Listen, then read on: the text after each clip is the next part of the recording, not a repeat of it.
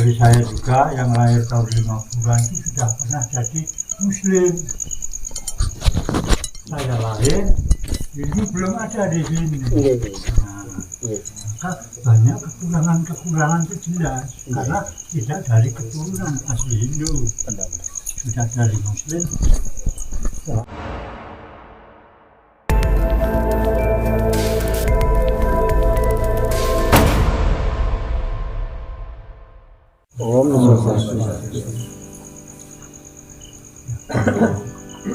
Kenalan dulu. Nama saya kebetulan baru-baru disebut Bagiono Sabdo Palon. Harus mancing dulu dan benar kan? Betul. Apalagi udah leluhurnya udah memberikan pitekat gitu. Nggih, monggo. Tapi sebelum ada pertanyaan, mau menguraikan dulu segala kekurangan yang ada pada umat Hindu Jawa. Karena perkembangan Hindu Jawa ini mulai ada di termasuk wilayah Tenggamus ini tahun 67 baru lahir Hindu. Seperti saya juga yang lahir tahun 50-an itu sudah pernah jadi Muslim. Saya lahir, Hindu belum ada di sini. Maka banyak kekurangan itu jelas karena tidak dari keturunan asli Hindu, sudah dari Muslim. Setelah ada Hindu baru kita masuk agama Hindu. Setelah 61 itu pun saya belum langsung terjun. Maka setelah saya dulu kalau ada azan itu saya azan dulu Pak dulu sudah Muslim karena belum ada Hindu.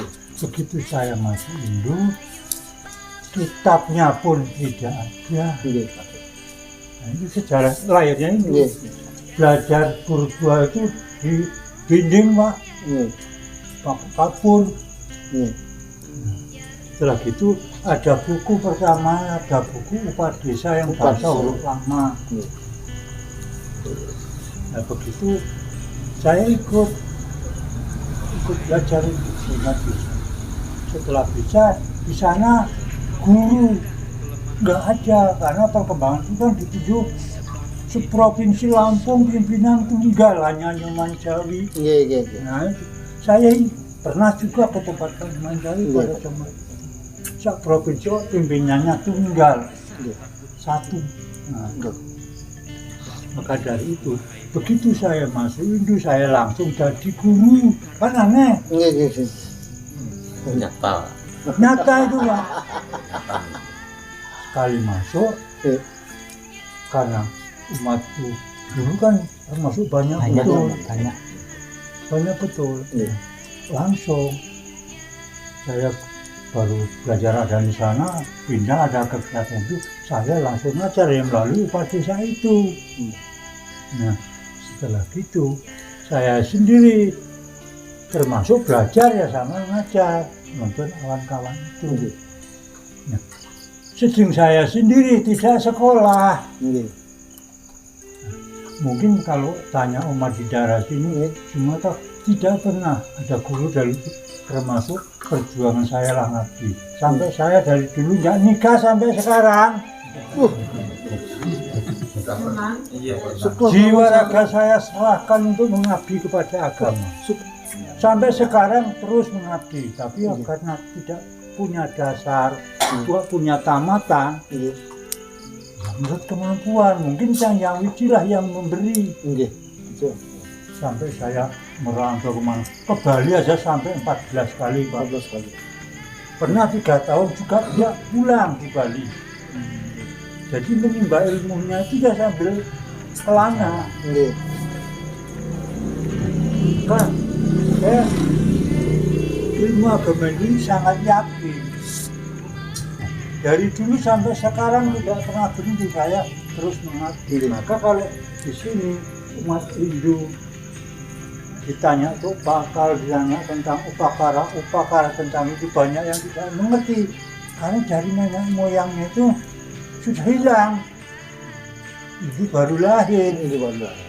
Nah, maka bagaimana cara hijauannya juga nggak ngerti karena nenek moyangnya bukan Hindu, kan gitu. Sampai sekarang bisa bertahan, Hindu dari Kecamatan Mosobo dulu sini gabung. Tapi yang banyak pindah dari tempat lain bikin pura, keteran bikin pura. Banyak yang berpindah dari daerah kita ini. Ada yang di Suwo. Nah, ini maka saya sedikit banyak ya belajar karena saya jadi mampu.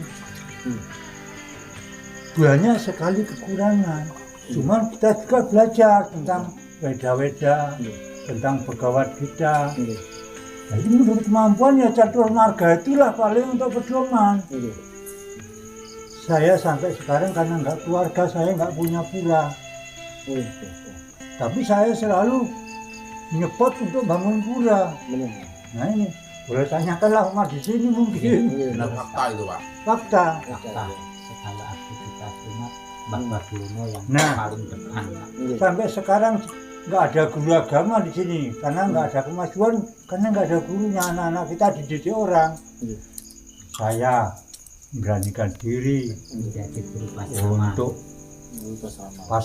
pasraman. Jadi mungkin untuk Tenggamus lah Kota Agung sini memang sayangnya itu ya pembinaan yang dari pusat itu Kurang. saya anggap kurang. Guru-guru itulah yang terutama untuk masa depan anak. Dan saya orang tidak sekolah, kemampuannya akan terbatas. Termasuk saya yang widi, untunglah memberi kekuatan saya buat mengabdi. Jadi ya mohon maaf lah kalau umat Hindu itu masih banyak kekurangan ya. Terima kasihlah untuk penjelasan, penerangan yang positif kepada Bapak. Ya, itulah kurang lebih, mohon maaf. Bagus. Kalau enggak nak mangku Sabda Palon, menyampaikan kan Romo nggak tahu. Ya. Ya, Ngastung Karo. Ya, inilah. Jadi kalau sudah begitu gamblang, yuk sekarang mau nggak kita bangkit Nusantara? Mau nggak bangkit Indonesia? Kita mulai dari nol. Oke? Ya. Kita mulai dari nol sekarang. Kenapa? Karena kalau memang hari ini kita nggak tahu sesajen, nggak tahu Banten, Romo malah bersyukur. Kenapa? Karena kalau tahunya nanggung-nanggung, inilah kadang-kadang yang lebih susah. Lebih baik dari nol. Yuk kita mulai belajar bagaimana cara bikin cok bakar, bagaimana bikin kejati, kan? Bagaimana kita mau bikin daksine, kan gitu. Karena semua dari tanah Jawa.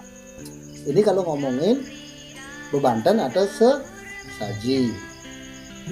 Nah, kalau yang disampaikan oleh Nak Mangku tadi, Romo sangat terkesima dan tersanjung kepada Nak Mangku karena beliau sudah berani, bukan mengorbankan sih, tapi berani sudah menjadi ujung tombak untuk umat Hindu di sini. Ada 4 cara yang disampaikan oleh Nak Mangku Sabda Palon.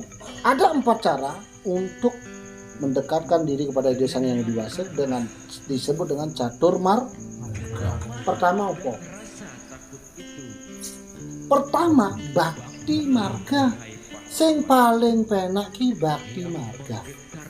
Bakti ki kau Banten atau bakti itu Banten sama dengan sesaji atau Banten. Ini bakti marga. Berbakti kepada Sang Hyang Widi Wasex dengan cara apa? Mempersembahkan apa yang beliau sembahkan, apa yang beliau berikan. Paling penak nih Banten ini yang disebut dengan yadnya ini bersumber dari Yayurweda dalam catur Weda. Iki loh sing dikon paling penak dewe gawe Banten apa sesaji iki bakti mar. Kedua ada namanya karma marga. Dengan tindakan gotong royong, mendanu punyung, membantu orang lain. Ini kan perlu uang. Kira-kira bisa ora? Kalau bisa bagus, tapi kalau belum, ini bakti marga dipakai. Kalau bisa tingkatkan biar kita bisa nyumbang dengan karma mar. Yang ketiga ada namanya jenana mar pengetahuan. Romo hari ini belajar keras untuk mengejar jenana mar. Yang paling penak diomongnya adalah bakti mar. Kedua karma mar. Iki lho gotong royong di karma. Makanya di Bali disebut dengan Keramo Banjar, Keramo Lese itu. Keramo. Ya, Keramo ini menjadi pasraman gitu. Yang ketiga ini jenana marga, pengetahuan. Ini lebih berat daripada dua ini. Makanya orang yang belajar ini justru lebih berat tantangannya. Kenapa? Tanpa ada serana. Kan kalau Banten atau sesaji itu disebut sarana, benar nggak? Karena sarana itu adalah bantu. Ingin ke Jakarta mau jalan kaki boleh, tapi kalau dengan bis lebih cepat nggak? Dengan kapal terbang lebih cepat nggak? Ini sarana. Ini jenana marga. Yang terakhir adalah yoga marga. Iki sembali berat yang disebut dengan raja marga. Kenapa yoga? Yoga ini pengendalian diri. Iki paling berat. Makanya disebut wacika, kaika, manahcika. Ngerti mana? Mana? Yora. Contohnya apa? Saiki pikirannya sampean yang gini. Rungokne Romo ya. Mengko nang omah. Mengko nang ladang.